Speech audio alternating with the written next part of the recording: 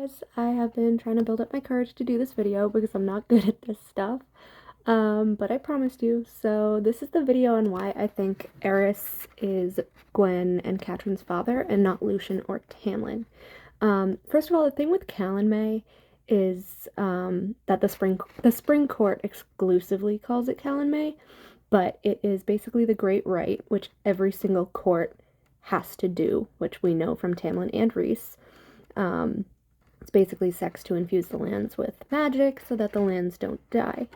However, when Gwyn is talking about her mother and how her mother was chosen as the maiden for the Great Rite, she says that she was one of the maidens chosen from the Sanghava temple. The thing that I have with that is that we know the Spring Court May takes place in this huge cave. Tamlin has to go to a cave, and then there's maidens lined up there from the Spring Court, and he has to, or the magic chooses one, basically. But the other thing is that Gwyn talks about how her mother was, obviously, she was half nymph and half high fae, because her mother's father, her grandfather, was an autumn court high fae seduced by a nymph. So what I wanted to say about that is that the Sanghava temple is located between the spring and autumn borders, but Tamlin says exclusively when Ianthe comes that his temple hasn't been used like in forever. That's why he gave it to Ianthe. So that's why I believe Sanghava technically belongs to autumn. Also, it was mentioned that her mother was rejected from the nymphs of spring because she was too high fae for them, I guess. She wasn't fully nymph. But she was also rejected from the forest house in the autumn court for being too wild, too much of a nymph. So they stuck her in Sanghava temple. So if she was rejected from the forest house after she was rejected by the nymphs, that means Beren sent her to Sanghava, which means Sanghava belongs to the autumn court, not the spring court, as we know, because Tamlin said that his temple hadn't been used in forever. And in Akasif, Gwyn had only been in the library for, I think she said 2 years or 3 years, so it hadn't been that long since the attack on the temple from Hybern. But that's the Calumet thing. Basically, Tamlin performs it in the cave. I don't think the priestesses in Sanghava would have left their temple unguarded because they didn't really have guards there. That's why they got attacked and killed and raped and everything. They wouldn't just leave and go over the spring border for their Calumet, especially if the temple technically belongs to the autumn court. They would follow the autumn court rules. And as we know, Beren really, really doesn't like lesser fae, or women, for that matter. He doesn't like lesser fae or females. So, a lesser fae female asking to live in the forest house, he would say no. And where does he send all of these misfits that he doesn't like? Sanghava Temple. Because it belongs to the autumn court, not the spring court. Also, if you look at the map of Prythian, I should have printed that out to show you guys, but if you look at the map of Prythian, the spring court and the autumn court share the same outermost border, which shares a body of water. So the nymphs could have, they can probably swim across the border if there's no magic holding them back, because they're on the water. They're not in land. But they share a water border, which is why the nymph thing makes sense. A nymph being seduced by high fae from autumn could have traveled past the border or whatever. Personally, I think that Gwyn's grandfather is one of Beren's sentries or emissaries or something of that nature, because why would any other high fae be traveling near the border? Like, Beren wouldn't go near the border. He's the head honcho. He doesn't have to do the legwork, So I don't think it's Beren, and he wouldn't have ever touched a lesser fae with a 10-foot pole. Let's be honest. He's not the grandfather. He can't be the grandfather. He killed Jasminda for loving Lucien because he believes Lucien is his son. Just for loving his son, he murdered her. So he wouldn't have had relations with a lesser fae. So I think it's one of his sentries or emissaries. Now, let's see. I talked about Sanghava being between there. Yeah, so Gwyn's age. Gwyn is 28 years old. The curse that Amarantha put on the lands was for 50 years. So Gwyn lived basically her entire existence under Amarantha's curse. And I know a lot of you are like, oh, well, all the High Lords and their heirs were under the mountain. The only people that weren't under the mountain were Tamlin and Lucien in the Spring Court. But you have to think of the context here. Lucien actually, was it Lucien or Rhys? I think it was Lucien. I might have to check that, though. One of them said specifically that Amarantha would let people out from under the mountain to attend to business sometimes. So taking that into account and the fact that she wouldn't want to rule over a huge mass of dead land, she would have had to have let someone from each court perform their great rite, right? And she wouldn't have taken the risk of letting the High Lords out from under the mountain. She would have had them send one of their sentries or their heir, because most likely their heirs, if they knew who their heirs was, because, you know, magic can choose an heir when they're born. That's something I'm going to go back to. But we know Eris is Baron's heir, and in order for the lands to be the most lush or magical or powerful, she would have had him go and perform the rite. Even if he didn't every single year, he could have gone one particular year. A maiden was chosen for him, and I believe that was Gwen's mom 28 years ago. Let's see, 28 years ago. Oh, also, this is just a little aside. It doesn't really impact my thoughts that much, but Elaine is 24 years old. Gwyn is 28. I don't think SJM would have Lucien's daughter be older than his mate. Let's be honest. I know the whole age gap thing, blah, blah, blah, blah, blah, but this is different than just the age gap thing, because with the age gap thing, we know that they age very, very, very slowly, and basically, like, the Bat Boys are, like, mentally in their 20s. You know, Lucien and Tamlin are, like, mentally in their late 20s. All of them are kind of like that. Gwyn is 28, Eris probably looks like he's, like, 33, but that's still older than her, you know? He's still a lot older than her. And Lucien would be a lot older than her, but she wouldn't make Gwen's father's mate younger than herself. It just doesn't make any sense at all for that. As for the Tamlin thing, we have to remember that he was in love with Feyre. Feyre was 19 at the time. So again, I don't think he would have dated someone that was younger than his daughter. I just personally, like, I don't see SJM ever writing that. I just don't. I know a lot of you probably have a different opinion, but I don't think she would ever write that. It would have to be someone older than Lucien and older than Tamlin to be her father. Also, look at Feyre and Nyx. If Gwyn is 28 and Eris looks 33, that would be okay. He's still older than her. Feyre is 21 and Nyx is just being born. She also will have a closer age gap than her and her husband. But Eris is going to have a bigger gap between him and his daughter, even if they look around the same age. If you know what I'm saying. I might just be babbling. I don't know. Also, Lady Autumn. This is an interesting thing. I looked her up specifically for this video, and for my fanfic. But I wanted to refresh myself. So I looked her up, and interestingly enough, she was only 40 years old when Eris was born. She was forced into the marriage with Baron by her parents at the age of 20, so about the same age Feyre was when she married Rhys. And I thought that was really interesting, because when Feyre describes her under the mountain, she describes her as being, like, very young looking, very beautiful, So I think Lady Autumn probably doesn't look that much older than her sons either. So SJM would write that, but he wouldn't write a mate of the father being younger than the daughter. If you know. And now we're gonna do kind of a deep dive.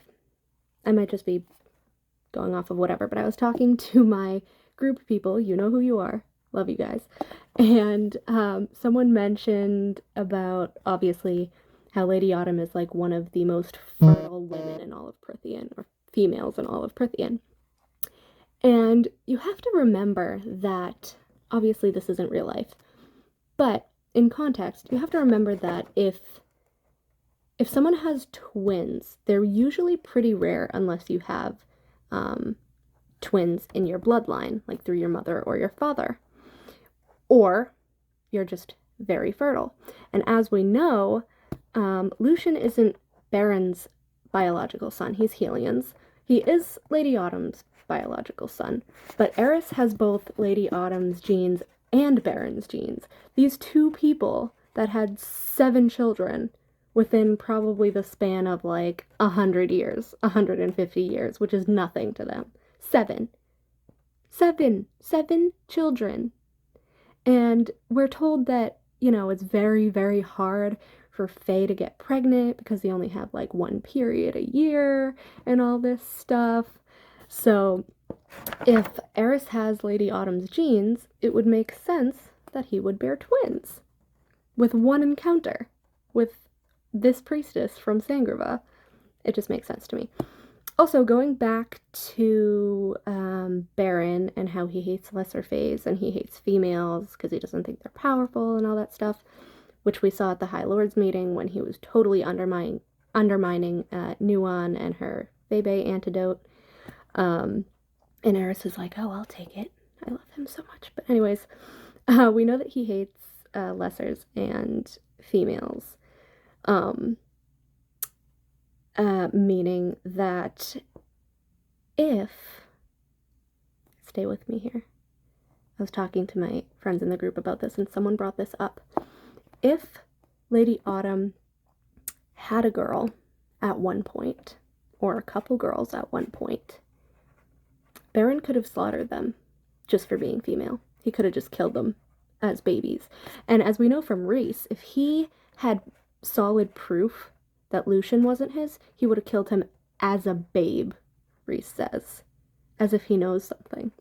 I find it weird that he would say that without any, like, proof or without knowing something about Baron. So I have a feeling that Baron probably had a daughter and killed her. And my theory here, because I get really wild with my theories, my theory here is that Eris was actually a twin to a sister. And since we know Eris is definitely Baron's heir, that means the magic chose him from birth. So my thought is that Eris was actually a twin to a sister who was born maybe a couple minutes before him, and the magic chose her to be the heir, and maybe that's why Baron killed her. Because, I mean, even if she wasn't the heir, even if she was born after Eris, and he didn't want daughters, or he didn't want to be seen, like, weak for having daughters, he could have killed her. Because it's more, it's more often that you have twins when you're a twin yourself, or it runs in your bloodline, as I said. I think that would be a really cool twist. Not cool, kind of depressing. But if Eris was a twin and Baron had killed his sister, and then Eris had twins and Catrin died, I think that would be like a cool, like, connection, like a plot twist to throw in. And I think he would be able to mourn a little better. Not that he wouldn't mourn his child anyway. He would, but he didn't know her. Also, another thing with why I think Eris is the father is because in the whole swing of things in ACOTAR, SJM very rarely focuses on love interests for the second tier of side characters, if you know what I mean. Like, Tamlin is a side character, but he's like a top tier side character because he was once a main character. Nesta was a side character, and now she's a main character. I don't think Eris is going to ever be a top tier side character or a main character, unless it's from Moore's novella, like as a POV, like a small POV, but I don't think he's going to get this whole book about him. I do think he's going to get a redemption arc, but I think it's going to be in him finding out that Gwyn is his daughter. I think that's going to be his redemption arc because he won't get a love interest. And if he doesn't get a love interest, what better way to redeem him than for him to try to earn the love of his daughter, instead of just some other female. I think it would be really sweet. It would prove to us that, you know, he wears a mask, like people say Rhys wore the mask to be evil or whatever. We know Eris isn't actually evil. Cassian basically says as much at the end of ACOTAR, how he can see him and that he's not one of the bad guys, and, you know, he's too cowardly, blah, blah, blah, blah, blah. Keep in mind, Eris has been doing anything he can just to friggin' survive Baron. Because, again, Baron would just kill him if he goes against him. He has 7 sons. The next son can be the heir, or another son can be an heir. And he doesn't want that. He's already been, you know, training Eris. He's already been having him do all his dirty deeds and all this shit. And, like, we know he's not evil. So I think to prove himself, after Baron dies, because if he doesn't die in these books, I'm gonna riot. He better die. To prove himself after Baron dies, he's gonna, like, take off the mask. I think he's going to absolutely, like, adore the love of his daughter. That would be a really nice thing with Gwyn. Also, if to throw drama in there, because we always need drama, and SJM needs drama to basically survive, if Gwyn is actually Asriel's mate, and the truth comes out about what happened with Eris and Moore, and then Asriel's like, shit, like, I hated your dad, like, I almost strangled him to death, like, we hate each other. I think it would be funny for Az and Eris to have to get along for Gwyn's sake, and that would just be a nice little tension there to build on any kind of drama, you know. But I think that would be really nice, and, you know, I don't know, all of those reasons, it just points to Eris being her father and not Tamlin and not Lucien. Like, that's too obvious. It's boring. It's like the 3 brothers, 3 sisters thing. Like, I don't know. If I'm writing a book and I try to make my plot twist, like, not recognizable. I can't think of words when I do videos. But yeah, I try to make my plot twist, like, not easy to figure out. So I don't get why SJM would just be like, oh, it's Tamlin, oh, it's Lucien. Like, that's too easy. Come on, it's too easy. Sanghava belongs to autumn, not spring. You know, Lucien has a mate that's younger than Gwyn. It wouldn't be Lucien. You know, Baron wouldn't touch a lesser fae with a 10-foot pole. The grandfather can't be Baron. You know. What else did I write? Oh yeah, Catrin. So we know that Gwyn has the autumn court red hair and the teal eyes of her mother. I think they said her mother had teal eyes, or her mother looked like her, something like that. I think that wasn't just, I'm pretty sure they said that, but anyways. We know that she has the teal eyes, but she has the autumn court red hair. Now, Catrin is said to have very pale skin, like the autumn court, but that she had hair like onyx, which is black, and dark eyes with, like, starlight in them or whatever, to be dramatic. And who do we know that has dark hair and dark eyes? Nymphs. nymphs have dark hair and dark eyes. And Gwyn also pointed out that Catrin had the webbed fingers. She didn't, but Catrin had the webbed fingers like a nymph. So I fully believe that Catrin took after their grandmother, and Gwyn took after their mom and her dad.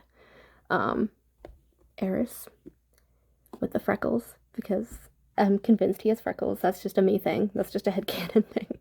I always saw him with freckles. And I think she has Eris's hair and freckles and her mom's teal eyes. And yeah, that's, thanks for listening to my 20-minute rambling, because I couldn't get all my thoughts together in one process. But I hope I kind of made sense. And yeah, I know I'm gonna stop this video and I'm gonna think of something that I wanted to say. Let me check my paper one more time.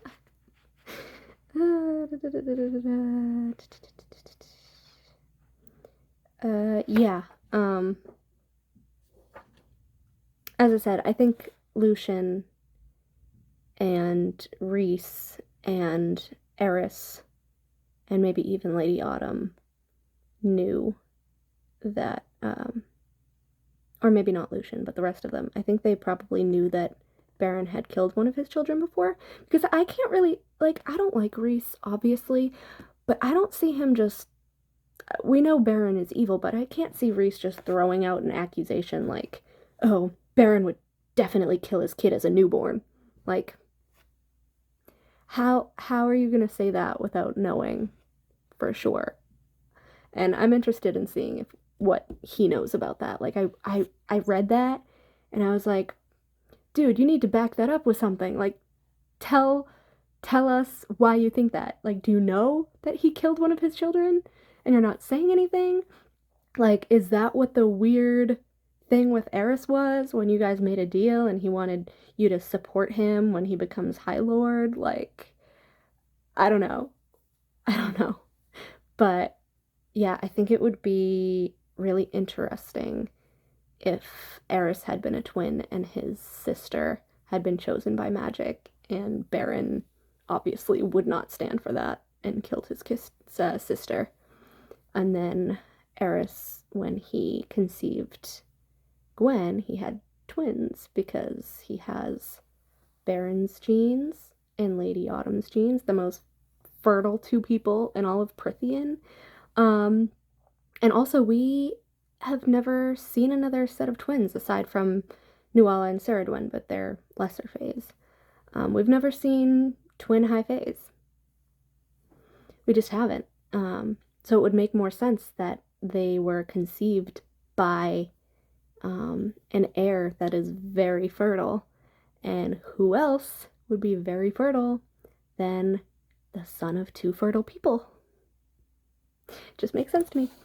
I'm gonna stop rambling now, but I hope you kind of enjoyed this video and sort of know what I'm talking about. And yeah, comment below if you agree with me. Bye.